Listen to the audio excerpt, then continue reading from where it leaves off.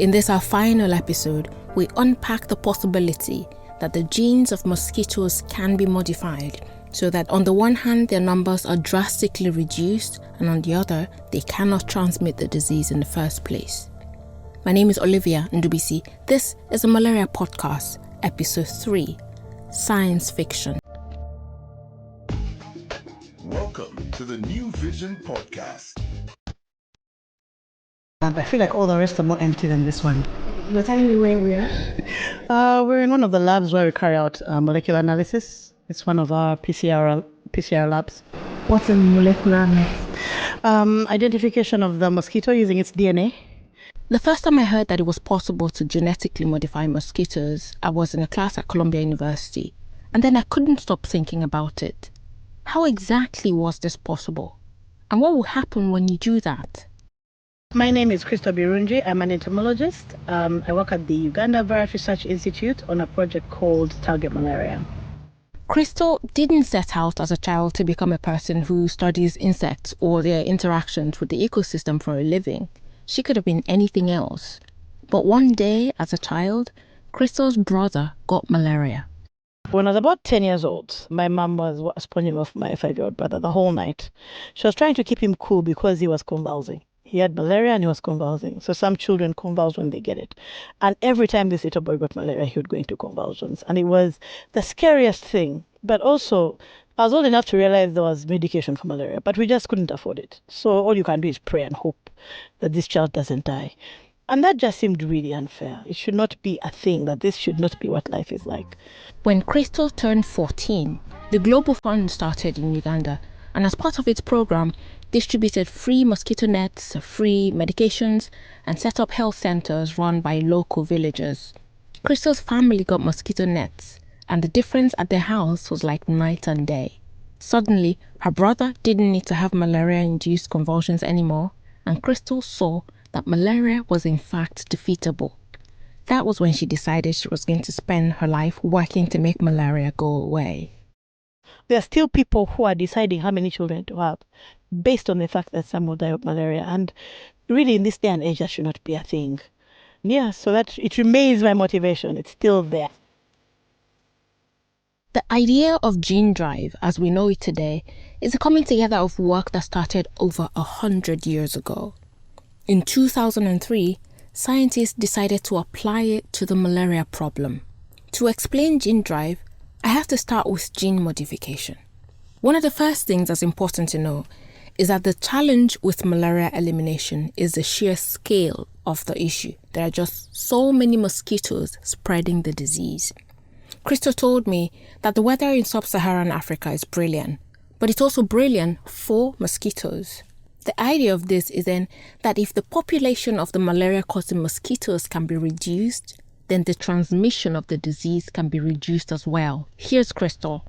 Scientists needed to find a way to make genetic modification more efficient in regards to things like mosquito control, for example. So we had the idea that we could control mosquitoes by modifying them so that, for example, they lay fewer eggs. That is gene modification. That a mosquito that would have laid, say, 300 eggs lays just a few.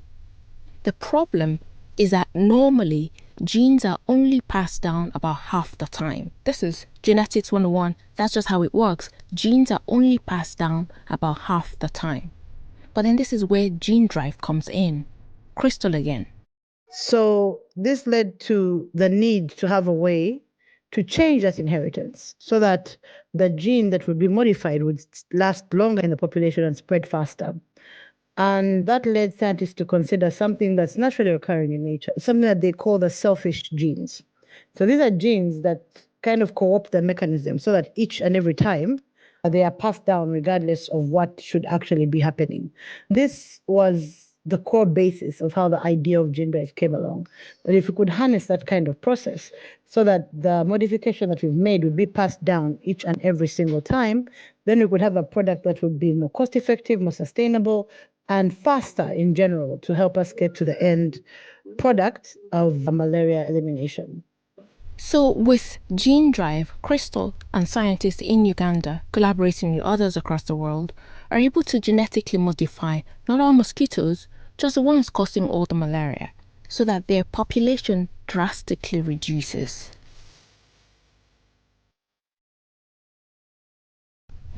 Across in Tanzania, a different team called Transmission Zero is working on using genetic tools as well to eradicate malaria. Their own work could mean that even if you got bitten by the mosquito that would give you the disease, you won't get it because their ability to transmit it has been removed. With Crystal's team in Entebbe, the question is no longer if it can work, it already does in the lab. So, are there genetically modified mosquitoes flying about in Uganda? No, because Gene Drive has not been used anywhere in the world yet. Crystal did tell me that the project in Uganda is the farthest along. Also, there are concerns that people have. One of them is with the ethics of the whole thing. Some people say it's like playing God.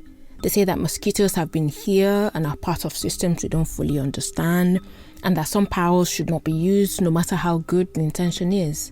I asked Crystal about that. But there are ethical questions, as I'm sure you are aware. One of those questions that people have is, just because we can, should we? And are we not playing God by doing that?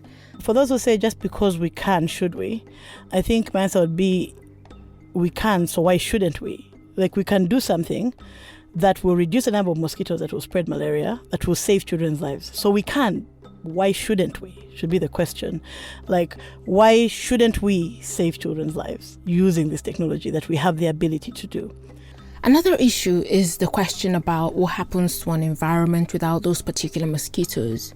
People who are concerned about this ask that, say Gene Drive succeeds and reduces the population of the female Anopheles, what does it mean for the ecosystem that there is now the gap that was previously filled by those? We are not attempting to completely eradicate this mosquito species. So the goal is suppression. And it is unlikely that we'll be able to completely eliminate the species to begin with. But that said, the Anopheles gambia mosquito has a relatively small biomass. There hasn't been anything we have found that feeds exclusively on this mosquito, or that other research has shown either. So for the creatures that do feed on it, a lot of times it just makes up a part of the diet, not the entirety of that diet, which would then imply that these animals would have other things to feed on, even if this mosquito was no longer present. So we have taken the concerns quite seriously, and we've had partners that we've worked with in the past. So the studies are continuing, and we will continue to look into this in terms of research, but also it is quite a regulated field. So there are regulators, and we do get approvals from different bodies that are looking into issues like this. Like, is there an environmental risk? So if indeed there was any substantial evidence that there's going to be an environmental risk, for example, then no release would be made in that kind of instance. Yet another concern is that of awareness by local people. Some people are asking, how much do local people understand about the idea, and how much informed consent can they give? Crystal told me that her role has had to change to include spreading the word and engaging both locally and internationally. I often think about innovative science and the gap between the people that would eventually be a part of the thing. Yeah. In what practical ways are you thinking about it as a person who is in the process of making an innovative thing? There is a need to make sure that there's a certain level of acceptance within the communities. Otherwise, there is a real risk that you can develop a product that will just not get used, not because it's not good, but because people do not trust it or do not understand it. So we saw a lot of that, for example, with COVID, where you had the COVID vaccine, and then, people were completely distrustful of it when they just handed it to them, and with no background information, no open sharing and an understanding of how the research was done or how it was developed. And so this is a real risk that was identified, and we realized we really need to do engagement on this, because this technology is particularly promising to help us bridge this gap that has really been an issue. So it meant we'd need to do engagement not just with our local communities here in Africa or in Uganda, where we have a lot of malaria. I think that's really important, and that people from our countries really relate to that, because my child lives in Uganda. I live in Uganda. So definitely I wouldn't want to do something that will hurt Ugandans because I have to live here. So I think just that additional level of trust is something that is usually underestimated. I was curious, so I asked her about how exactly that engagement was happening. So what we did to make sure we can really communicate, there's communicating but it may not be effective, was we translated all our information sheets that to do with our methods, the project, into local language. We then worked with language experts to determine what word could represent this concept. After that, we did have meetings with people from the local community and we said, okay, when we say this, what do you understand? Because sometimes a direct translation doesn't work. The question about the gap between science and people was part of my inspiration for making this podcast in the first place, so I consider it incredibly important. While doing my master's, I was learning about progress and innovations in malaria in the US that I'd never heard about all my life while back in Nigeria. And I thought there was a huge gap between those making the science and those who'd be using it at the end of the day. This entire project began because I wanted to close that gap in this case, letting people like me know what science and scientists were up to with malaria, and showing how much of this particular work also included scientists here in Uganda. So as I moved about in Entebbe and Kampala and met people and had conversations, I asked them about how much they knew about the work going on in their backyard. I was also curious about how they felt about the idea. Are you aware that scientists here in Uganda are working on a thing called gene drive, and they're trying to use that technology to reduce the population of the mosquitoes that give you malaria? Are you aware that's happening? Yes, I've heard of it before, but I haven't gone deep into it. But I've heard of it before. Are you aware that Ugandan scientists are trying to use gene drive technology to reduce the population of the kind of mosquitoes that give you malaria? I am not aware of that. When people said they didn't know what gene drive was, I explained, and then I asked them about what they thought about the idea. So what do you think about an idea like that? It would be fine, only that I'm always careful or cautious about anything that touches nature. But otherwise, anything that would eradicate malaria, and even if it has a negative effect, but if the negative effect is not as big as the impact malaria has on us, especially children and mothers, I will take it. It's my first time to hear about it. No, you're just informing me. Okay, so let me tell you about it. What do you think about that idea? I think that's a good initiative and we can't wait. So when will it be real? Because malaria is really a big challenge and I've known people who have passed away because of the same. One of the things I heard a lot was the cost of constantly treating malaria. I heard women in Uganda tell me that if they no longer had to pay or buy drugs for multiple members of the family when they fell ill with malaria multiple times a year, that they can use that money for just about anything else. Paying school fees was top on the list of where that money could go. So conversations around eradicating malaria have real consequences for people here and in my country, and I've seen that firsthand. The consideration for how to get there also has consequences for millions of people globally, and it may not take too long to find out how to get from where we are at the moment to the possibility of gene drive helping the fight against malaria. Some reports say as early as 2029. If I had a magic wand to use against malaria, I would simply make the disease cease to exist. Because with over 500,000 people dying every year, most of those children under the age of 5, and pregnant women, I think even a day of malaria is a day too many.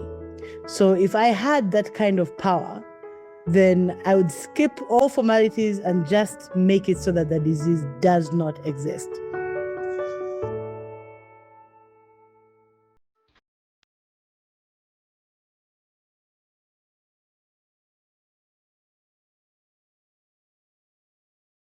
The Malaria Podcast was reported, written and presented by me, Olivia Ndubuisi. The editor was Alison McAdams. Mixing and sound design by Jamal Roberts. Artwork by Ibukun Shobola.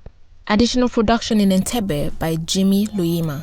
Theme music by Premium Beats. Production support in Entebbe by Blanche Musinguzi. Thank you to Jane Onyinye Okwajuno for her help with this episode. The Malaria Podcast was made with funding from the Joan Connor Journalism of Ideas Fellowship.